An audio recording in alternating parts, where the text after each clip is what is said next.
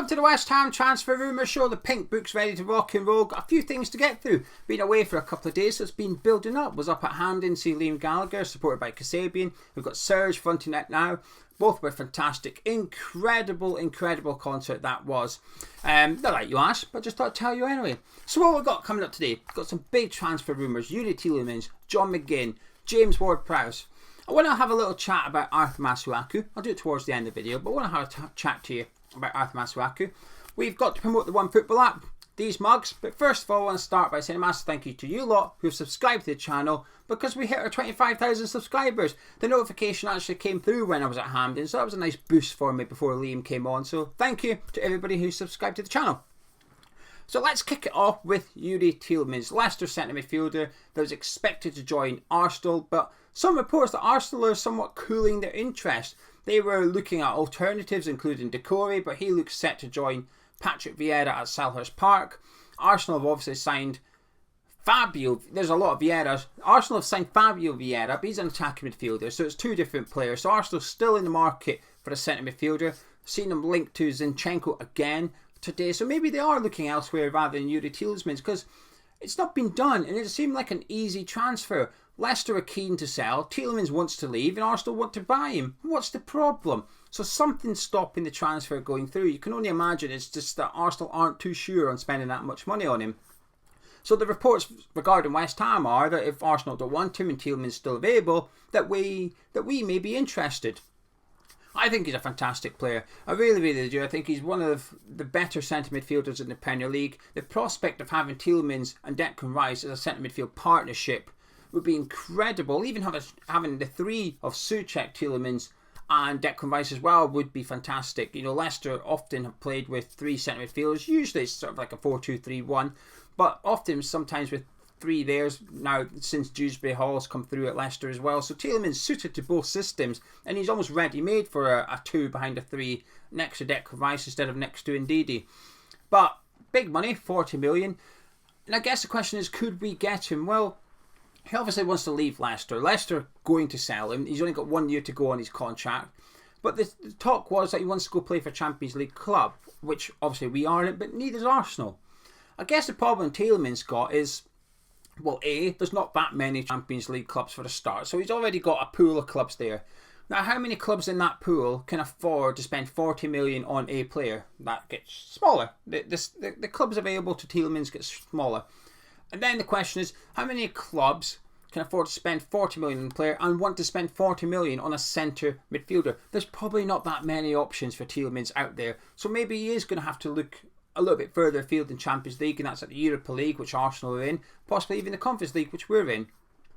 But given that Leicester have been in these competitions over the last couple of seasons and it's not enough for him, I'm not sure West Ham would be enough, and I think I'd have a little bit of a concern that if we did sign Tielemans for 40 million or thereabouts, that he'd be looking to move elsewhere almost immediately.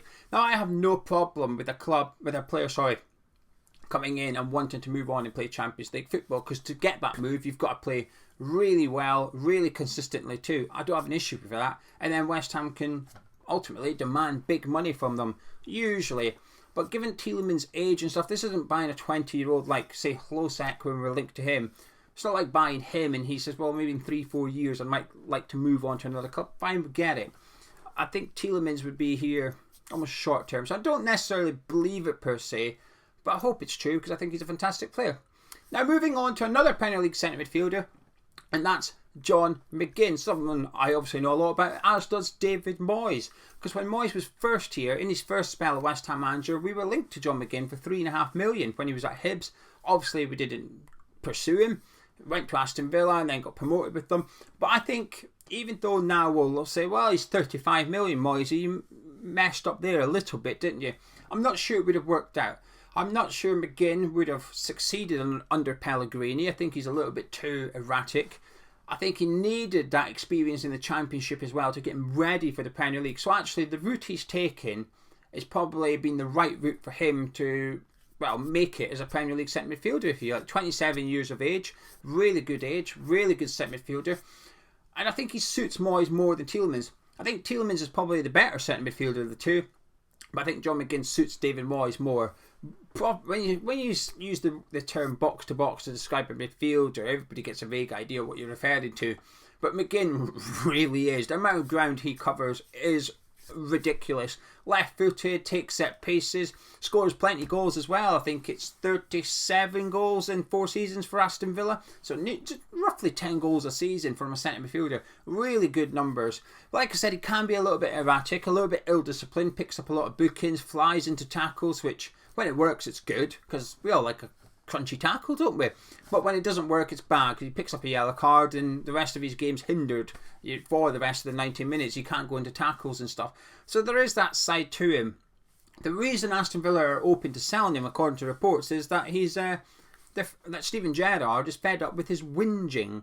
Apparently in the background, behind the scenes at Aston Villa, John McGinn is a little bit of a whinger, and Steven Gerrard's had enough of it and is open to selling him this summer. He won't be cheap. I reckon 40-50 million maybe for John McGinn is what I would place him at. It depends really, because it depends if Villa want to sell him or don't want to sell him, because the value then goes up and down, doesn't it? But when James Ward-Prowse is supposedly 70 million, I think 50 million for McGinn would be okay. Would I want him here?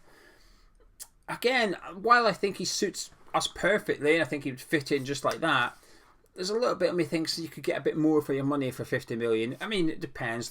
Like I said, I've been rubbish at pricing, valuing players this summer. But if he was 35 million, I'd go for that. I think that would be a really good purchase. In regards to the whinging thing, it might just be that he's comfortable at Aston Villa. It happens in every workplace, doesn't it? When you've been there long enough and you feel comfortable, your feet's under the table, you become perhaps more senior, you tend to get a little bit more negative, don't you? You just get used to it a little. You feel a bit more confident voicing your concerns. But the one thing that contradicts that a little bit is he's vice captain at Aston Villa. You wouldn't have a vice captain that is negative and moany, would you? Now, I am aware that Steven Gerrard didn't appoint McGinn as vice captain. It was Dean Smith prior to that. So maybe this is Steven Gerrard looking to have a fresh start.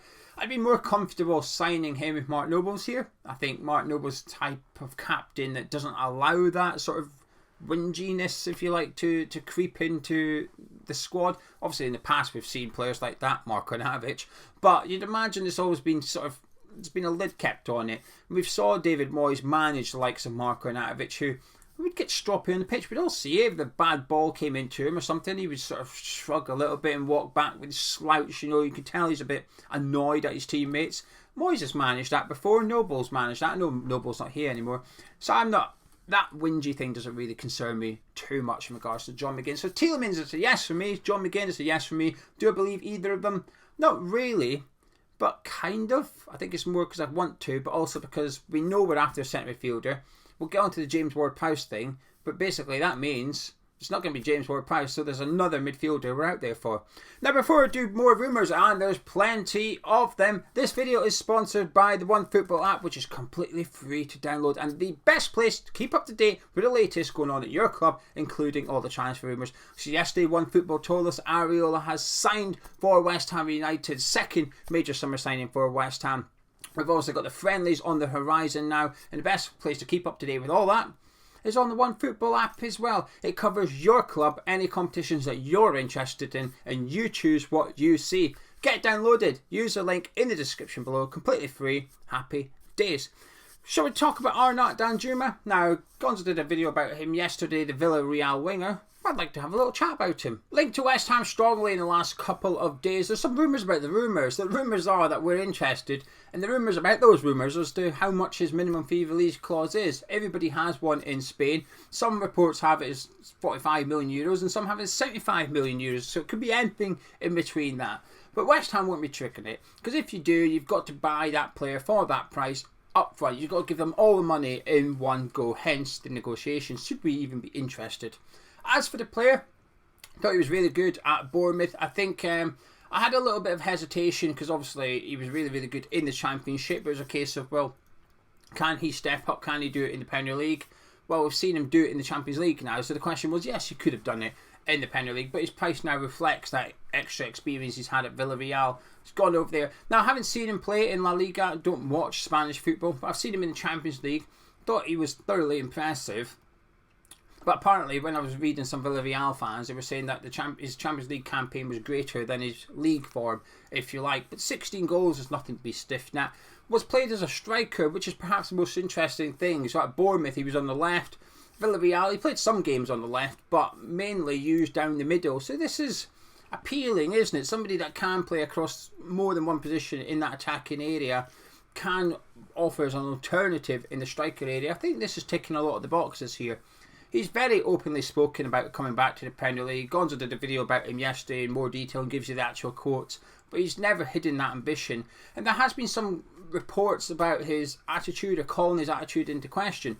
And I know a Bournemouth fan, so when I spoke to him about him, basically said when he was here, he was very open about his ambition. It was quite clear that he didn't see his long-term future at Bournemouth. He wanted to go on playing European football, so on and so forth.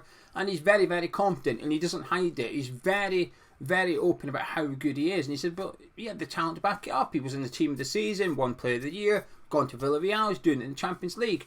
And some Villarreal fans, I think, struggle to take to him because, again, he's remained open about his ambition. He sort of rocked up at Villarreal and said, it's a bit of a stepping stone for me. I don't have an issue with that. It's not nice to hear. You'd rather they were a little bit more private about it. I was reading sort of quotes and reports from him, during the season. It looks like he kept his mouth shut. But as soon as the season finished, he opened up again. He was talking about, Liverpool were interested in me. Liverpool have been tracking me. I'm always open to moving on to bigger clubs or bigger things. And again, I don't mind that ambition. It's just, you'd rather he just kept... A bit like what Declan Rice has done. I want to win titles and said nothing else. That's all he said. He doesn't bang on about it all the time, which I think Danjuma is guilty of. But according to the guy that I know that supports Bournemouth, no problems there. So I'm not going to read too much into those reports. Really good player, decent fee, touted around £35 million mark, can cover more than one position, 24 years of age, in the Netherlands national squad. There's a lot to like about this. Played in England, so... Fingers crossed it's true, and fingers crossed we are interested in him. James Ward-Prowse, as you know from Gonzo's video earlier, that he sort of decided to stay at Southampton. He knows something, good on him and good on Southampton. Obviously, that's the player David Moyes wants. That's bad news for West Ham. If that is the guy that Moyes wants at West Ham, bad news. But in terms of football, in terms of Premier League football, taking McLaren blue specs off, this is what I like to see. We've just seen, last summer we saw Man City get their manager at Grealish. They've done it again with Calvin Phillips this time round. And I prefer to see clubs like West Ham with Declan Rice and Southampton with James Ward-Prowse and what Leeds are doing with Rafinha, but not necessarily Calvin Phillips, which is saying this is the price and we're sticking to it. You want him, you pay that. Good to see. And I like to see that James Ward-Prowse is saying, you know what, I don't need to leave Southampton. I've got my money in my bank. I'm happy where I am. I'm just going to stay put. Good. I like that. I like loyalty, but I just hope that if he has decided to stay at Southampton, and Moyes is aware of it, we move on. We don't pursue him for the rest of the summer and try and persuade him. We might be able to persuade him. But the price tag of 70 million was just unfeasible anyway. But it's the right... Southampton have done the right thing putting that on. I've got absolutely no issues in regards to our interest in him. The stance that Southampton have taken and us just cooling our interest. Happy days as far as I'm concerned as a West Ham fan and as a football fan in general. Now we've been linked to Josh Cullen, remember him? Off to Anderlecht he went and been playing under Vincent Kompany there, who's obviously now gone to Burnley as manager. Got just a year left on his contract, so he could be on his way back to England. Obviously Ireland's first choice centre midfielder as well. Strongly linked with Burnley. I'd imagine if he does come back to England, it will be to Burnley. But potentially one to keep your eye on anyway, because he's probably one of few players you look at and think, that's one player that got away that we could maybe have kept and he could have gone on to do good things with West Ham. Now, before we get on to the more transfer rumours and talk about Arthur Masuaku, I just want to point out these mugs. We, as you know, we work hard on producing our own merchandise for our store. The link to our store is below. It's hammerschatstore.com.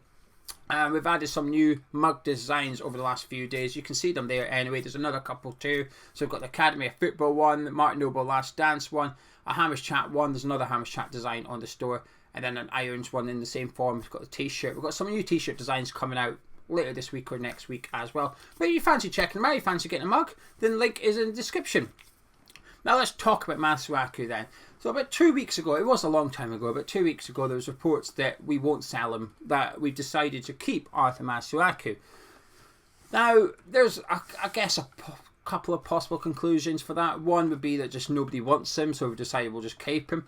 I actually do wonder if it's more for the left wing back role. I do wonder if we're going to keep him around, not necessarily because we won't sign another left back, but perhaps we will, but it will be a conventional left back. Someone like Cresswell, who we've not really seen him left wing back, but we've just decided he's not a left wing back, haven't we? But Masuaku is a left wing back, so we know that when we play teams with three at the back and wing backs, that Moyes is more inclined to match them up. You know, the last one off the top of my head I can remember is Wolves at home when we beat them 1-0. Fornals played the left wing back role and it worked in that game, but there was other games we've seen Fornals playing left wing back and it didn't really work. I mean, there was sometimes he was playing that role, it wasn't really that obvious. You came away thinking, what was Fornals' role today? And I think it's a little bit of everything. I think when we go forward, he's got to get up and get a little bit narrower, but defensively he's got to come back in and help out Aaron Cresswell. So I do wonder if maybe part of the reason for Moyes deciding to keep Masuaku around is just for an option in the wing back role. Now, myself, not too keen on it. I would have liked to have seen him moved on this summer. Even if we decide to play a wing back next season, I'd probably still rather Fornals there. Although I don't think Fornals has worked as a wing back per se. Maybe Johnson on the left and Soufal on the right. I'd prefer to see that than Masuaku play. So I do wonder if that's the thinking, the logic behind keeping him. But I can't say I'm a fan of it. And Thomas Soucek's been linked to a couple of clubs over the last couple of days, likes of Everton and Newcastle and Aston Villa, funnily enough, who obviously with the John McGinn thing earlier on. And reports coming out today on the BBC website that West Ham are adamant Declan Rice is going nowhere. There's a lot of Jesse Lingard talk. I'm not going to go into it, believe it or not. But anyway, nice to see us sign Areola yesterday. 2 down, 5 to go. Hopefully we don't have to wait too long. This is where it feels like crunch time to me. It feels like we need to get the next one in. Keep up momentum. Keep up the feel-good factor. To keep up... I wonder if you get momentum doing the... When you're a manager and you're buying players, then you get a couple in, it just keeps you going. You feel a bit more confident in your targets. Newman might feel a little bit more confident going into negotiations or whatever. I don't care. I'll take any positivity at this rate. But it feels like the next one's quite important to me. And not just getting them in, but when we get them in, who is it? What position is it as well? Because you almost don't want it to be, you know, a squad depth player or a loan signing, do you? We're going to need a couple of them probably. But you'd like it to be a substantial signing as well, just to keep the positivity going. I don't necessarily agree with everything Gonzo says regarding messaging and stuff that he's been going on about in the last couple of weeks. I don't necessarily agree with everything, but I do think there is an element of it when it comes to when you're making big moves in the transfer window. We haven't done that yet, I don't think we've done it. 2 really good signings, but only one addition. One of them was just keeping the goalkeeping situation the same for next season. Good signing, 8 million, it is really good, but it's standing still as far as I'm concerned. So Aguerd, fantastic signing. We still need new players now, and I think you look at, for example, I look at Arsenal, I think, wow, they're doing some really good business this summer. They've already got in a couple of their players, including Vieira. Jesus is there today for his medical or whatever. Wow, that's statement stuff. Then you look at Leicester, the opposite side, you think, well, hello, is there any, hello Leicester, hello, transfer window's open, are you doing anything? There's some talk that they've got to sell players and stuff, and it doesn't feel, you don't get good vibes out of Leicester at the minute, do you? So I had a couple of good signings, and suddenly when you're dealing with the likes of Broha or whatever, they might look at West Ham and think, do you know what, they're not pissing around this summer, are they? They're spending money and they're building something like that. I want to be a part of that. You almost create like a fear of missing out for some players that you're after, don't you? So crunch time for me in terms of getting the next guy in. Hopefully we don't have a long wait. Hopefully it's a substantial signing. Anyway, I'm going to shut up once again. Thank you for that. Thank you for anyone that checks out them. Do subscribe if you're new to Hammer's Chat. Drop a like on the video if you enjoyed it. Let me know your thoughts on all the rumours in the comments below. I'll be back later on to take a look and get replying to you. Catch you in a bit.